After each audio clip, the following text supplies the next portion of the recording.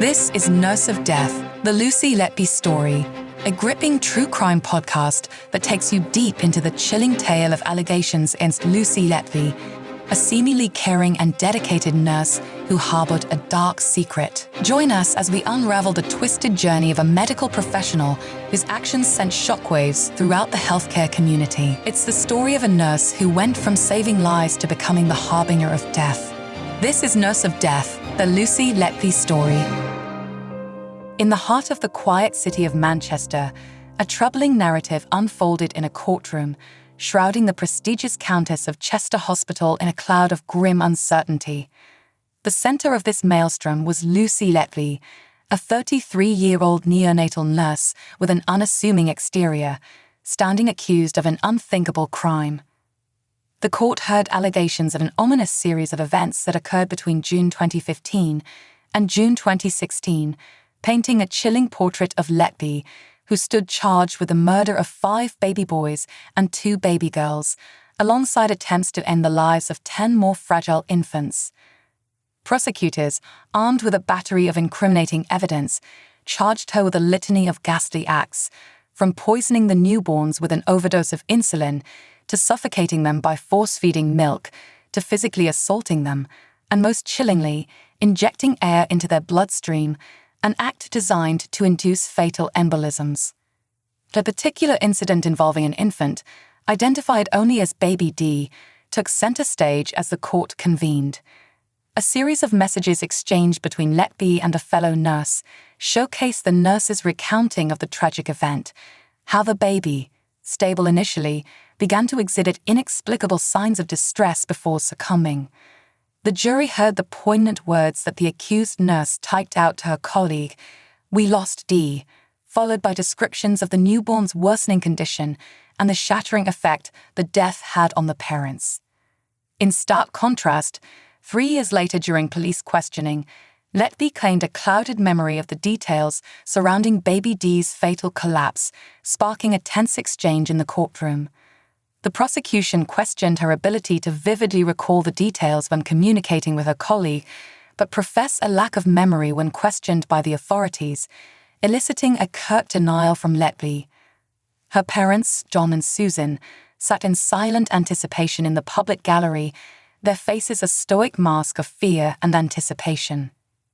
As the prosecution pushed Letby on the assertion that she found some perverse joy in the chaos, she vehemently disputed this. The questioning delved deeper, scrutinizing Letby's actions during Baby D's desperate struggle for life. However, she maintained ambiguity about her specific role in the infant's failed resuscitation attempts. In a riveting turn of events, Letby accused her fellow healthcare professionals of fatal errors.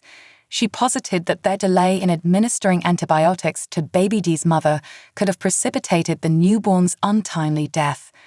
The prosecution, armed with this new claim, probed further, suggesting that the absence of Baby D's designated nurse provided Letby with a sinister opportunity. However, Letby continued to deny any malicious intent towards the baby. Unyielding in their cross-examination, the prosecution suggested that Baby D had fallen victim to an air injection, leading to her demise. But Letby, insistent on her innocence, repeatedly dismissed these accusations, claiming that she had no memory of standing over the baby's cot when the alarms began to sound.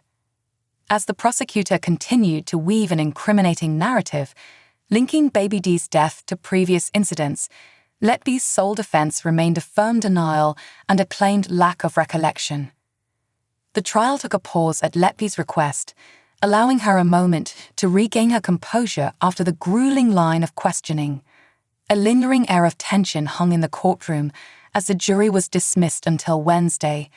With the stage set for the continuation of this harrowing narrative, Lucy Letby, hailing from Hereford, continued to deny all charges against her, fighting against the damning portrayal of her as a cold-blooded perpetrator of infanticide. As the doors of the Manchester Crown Court closed, the secrets of the neonatal unit at the Countess of Chester Hospital remained trapped within its walls, with Letby seemingly the only key to unlocking them. The string of harrowing allegations against her had cast a shadow over the reputation of the renowned medical institution, leaving its staff and patrons in a state of disquiet. With 7 lives cut short and 10 others nearly extinguished, the toll of the alleged actions were monumental, leaving a trail of grieving families in its wake. As the prosecutor steadily built the narrative against Letby, her defense rested largely on adamant denials and claimed lapses in memory. The severity of the accusations against her, however, demanded more substantial rebuttals. As an individual entrusted with the care of the most vulnerable lives, the notion of Letby as a malevolent presence was a deeply unsettling one. The echoes of her denials hung heavy in the courtroom, her insistence on innocence pitted against a mounting body of evidence and allegations. This is Nurse of Death, the Lucy Letby story, a gripping true crime podcast that takes you deep into the chilling tale of allegations against Lucy Letby, a seemingly caring and dedicated nurse who harbored a dark secret. Join us as we unravel the twisted journey of a medical professional whose actions sent shockwaves throughout the healthcare community. It's the story of a nurse who went from saving lives to becoming the harbinger of death.